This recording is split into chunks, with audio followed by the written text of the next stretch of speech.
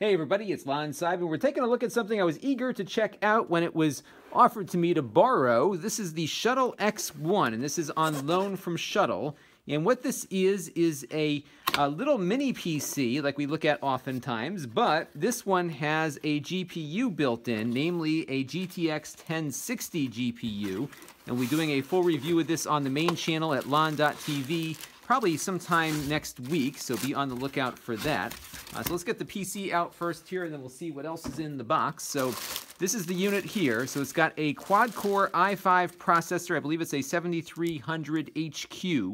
And it also has a GTX 1060 graphics processor built in with 3 gigabytes of video RAM. It also has 8 gigabytes of DDR4 RAM for operating all the other stuff on the computer here. So let's take a look at the backplane here, and we've got a Kensington lock here, headphone microphone jack, 2 USB 3.0 ports over here, 4 USB 2.0 ports, gigabit Ethernet.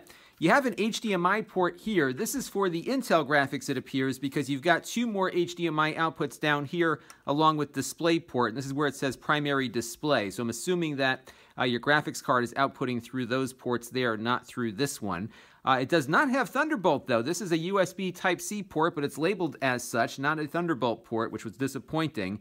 Now, I think this PC is like $1,400. At least that's the price on Amazon right now. So this is not cheap, but often when you want something tiny, you pay more for it in the end. Your power adapter goes in there. We'll take a look at that when we go through the rest of the box. What we're also going to do here in a few minutes, I'm going to pop the bottom off of this and see if we can see what is inside for upgrading and whatnot. Here you've got a card slot on the front for a full-size SD card and 2 additional USB 3.0 ports, and these are charging ports, so when the computer is off, it will charge your devices. So that is the computer itself, and let's take a look at what else we got in the box here. So this box here appears to be just the power adapter. Now I'm expecting this brick to be rather large, which it is here, as you can see. So it looks like this is a, it doesn't say how many watts this is, but I would imagine this is going to be enough to provide power to the computer and the GPU, and I'm really eager to see how well this thing cools itself off when it is on,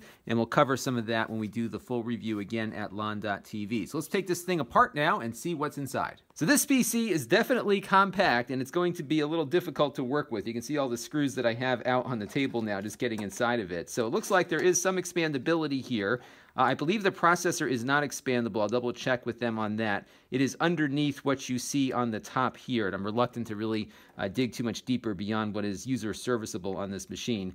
We do have a 1 terabyte spinning hard drive along with an M2 SATA drive here, so you do have the ability to what looks like run with an SSD. There's a single slot for that. 2 sticks of RAM in here, so this is running likely in dual channel with DDR4 RAM. Our wireless card is right down here, which I have to now reconnect before I put this whole thing back together with the 2 antenna cables that are on the top of the case here. So this is, again, really tightly compact here, and you got to make sure you're very careful when you're working on it.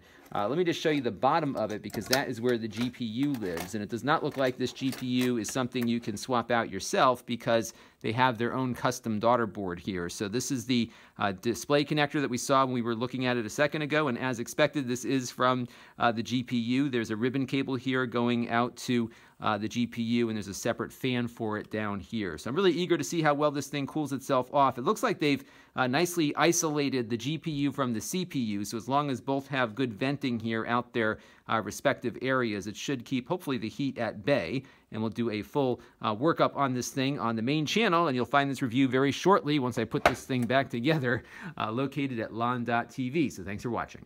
This channel is brought to you by my Patreon supporters, including gold level supporters, the Black Eyed and Blues Music Hour podcast, Chris Allegretta, John Prawl, William Miller, and Kalyan Kumar. If you want to help the channel, you can by contributing as little as $1 a month.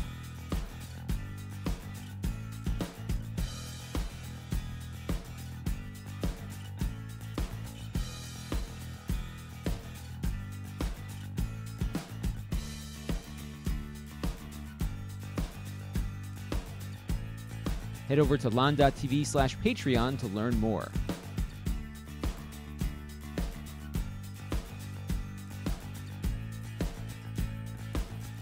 And don't forget to subscribe. Visit lon.tv/s.